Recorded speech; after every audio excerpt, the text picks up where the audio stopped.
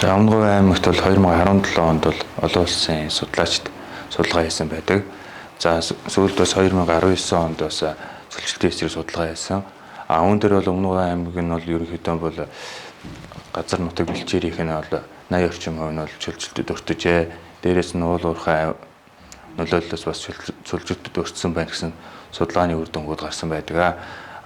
Өмнөговь аймгийн одоо гол цөлчлөлтөд өртөж байгаа зүйл нь болохоор хам богд, цогццын, манлай гэсэн одоо зүүн хэсгүүдээр цөлчлөлтөд өртөжээ гэсэн тийм судалгаа мэдээ тайлан байдаг.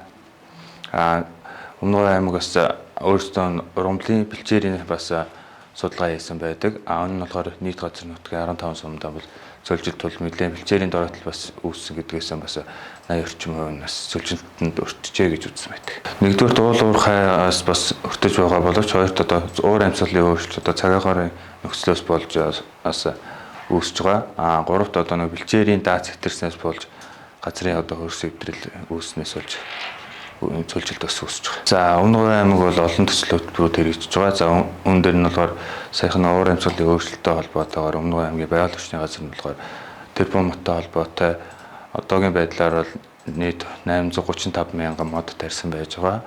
Дээрээс нь болохоор гадаргын усны ус цэгийг хоригдлуулах төслүүдийг орон нутгийн төсвийн хөрөнгө бол улсын төсвийн хөрөнгөөр нийт 12 суманд 15 хөвц хөрмийг бий болгож гадаргын усыг хоригдлуулсан байж байгаа.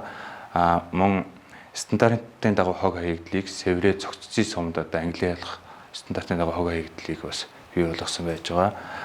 Дээрээс нь биологийн байдлыг хамгаалах хөтөлбөрүүд дээрээс нь биотехникийн арга хэмжээ, амьтдыг одоо сэлгэн нутгшуулах, сэргээ нутгшуулах гэдэг арга хэмжээнүүдийг бас зохион байгуулалт хэрэгжүүлж байгаа.